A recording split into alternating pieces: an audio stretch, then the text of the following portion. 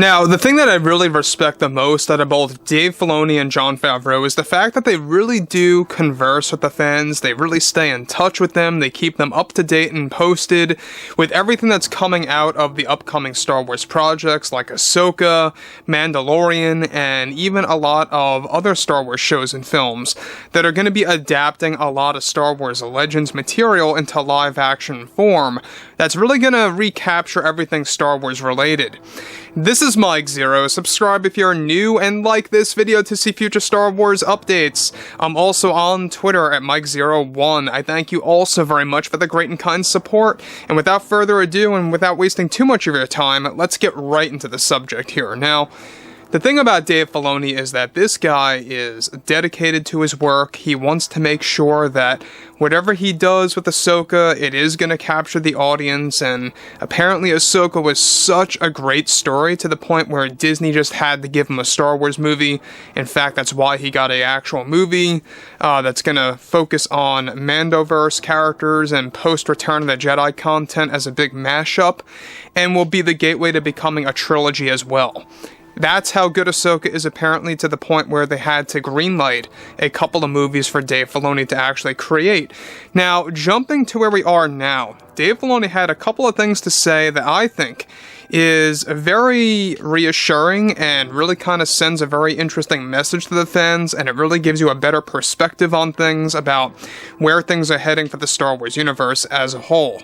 However, one thing about Filoni that you all may very well know is that he has a different perspective than Jon Favreau does. Favreau's a big world builder, filmmaker. Dave Filoni is more of a guy that really likes to adapt the core Star Wars lore and canon. Now, with both Jon and Dave recently conversing with fans on the future of Star Wars, recently Filoni stated something of great value in a recent interview where he delivered the following to the fans. Well, we have great techniques and strategies that we are using onwards, and I can absolutely say that it is the beginning of the end for the old way of thinking with the fandom and this lovable, supportive community. We felt it was about time already to put that old corporate way of thinking to a complete stop with our audience. It's why myself and Jon came on board of the live-action material and its projects in the first place. But we hit a couple of speed bumps along the way on our journey. But I can promise and assure fans moving forward that this corporate mindset of Star Wars is just going to go straight into the bin. Star Wars is bigger than life, or just as equal as to life in our eyes, and it needs to be treated with great respect. Now, the thing that Filoni is saying here is that they are ditching the ways of Disney's mindset of looking at the fans as dollar signs, as statistics. He's going to talk about that later. And specifically how the art just was not there with the sequel trilogy movies and basically Kathleen Kennedy's treatments of the Obi-Wan Kenobi series as well as Boba Fett. Now, given that Filoni is all in it for the art and not necessarily for, of course, the earnings for his career, this is why I really honor this guy. This is why I love Dave Filoni. He really is a passionate, driven creator, artist, and Star Wars fan at heart.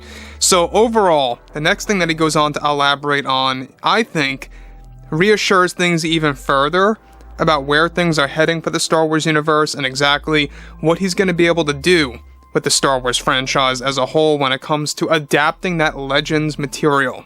So moving to the next thing, he goes on to actually continue. We are not even close to finishing character story arcs, those like Ahsoka, Luke, Grogu, and Thrawn.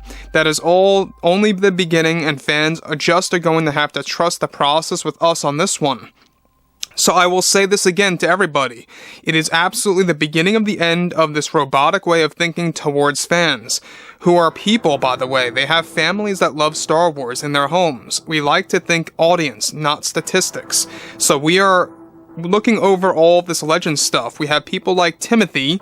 By the way, he's referencing Timothy's on there.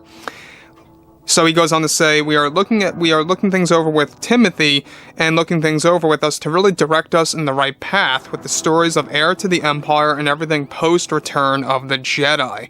Now, before I get to the last piece that Dave Filoni puts out here is that What's great about Timothy Zahn, for those of you that do not know him, and I'm sure most of you do, he did all of the Legends books of Thrawn in the 1990s and more, and he looked over a lot of the Legends content. In fact, a lot of the great Legends material that you love today is all because of this guy, Timothy Zahn. He's a great author, he's a great storyteller, and I think he deserves all the recognition that he deserves. So, on to the next, alright? He goes on to conclude. It's going to be enthralling for fans to see what we have in store. It's the biggest thrill in the world to be expanding everything from those old books from the 90s and past that decade.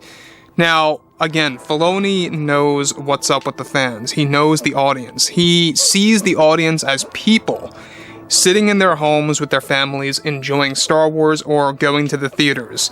He's not viewing them as dollar signs. He's not viewing them as statistics or numbers. He is thinking audience. And that's what I love about Dave Filoni's message here, about how that old corporate way of thinking is coming to an end. It is the beginning of the end of that way of thinking, and it's going into the bin, as he liked to say before. That was the problem with Disney Star Wars for a while. They were not thinking audience. They were thinking statistics. They were thinking, how do we drive these numbers up? How do we do this and that with the statistics of specific demographics that we're going to reach? All these different things of them analyzing these graphs about how they can make these movies successful with specific people. It didn't work out well for them. They weren't thinking logically, they weren't thinking artistically, and that really cost them. Maybe not so much money with the sequel trilogy movies, but definitely the fan reception and the fan engagement levels. It cost them that. And that's what John and Dave are all about rebuilding right now. And this is fantastic news because, look, in times like these where Star Wars stands right now, you are basically walking on eggshells if you're an artist. It's why a lot of filmmakers want nothing to do with it, because they know if they screw up, it's going to tarnish their career. They're going to be known as that guy that, you know, messed up a Star Wars project or whatever, and it stays around with you. It never goes away. Kind of like Rian Johnson, you know? So, Dave and John are being very careful, and I mean very careful, with the Ahsoka Tano series to make sure that it is going to deliver, it is going to give fans something very much engaging to watch. It's going to have a lot of rewatchability, so to speak, where you can just keep watching it over and over and just enjoying it, because it has a lot to do with the mythology, it has a lot to do with a lot of old treatments by George Lucas that never made it to film or live action.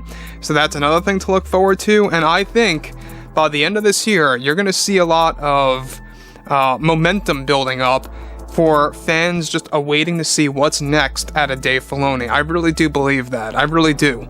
So, anyways, I would really like to hear what you guys have to say about Filoni. Do you think he really means what he says? I sure do. I think it comes from the heart from what he's saying. It doesn't sound phony. It doesn't sound like a PR move in any way. It really sounds like it's coming from the heart and makes a lot of sense. So, anyways, guys, drop a comment below. Fill me in below in the comments what you all have to say about this. And if you guys did enjoy the content for today, thank you so very much, and I will catch you guys next time.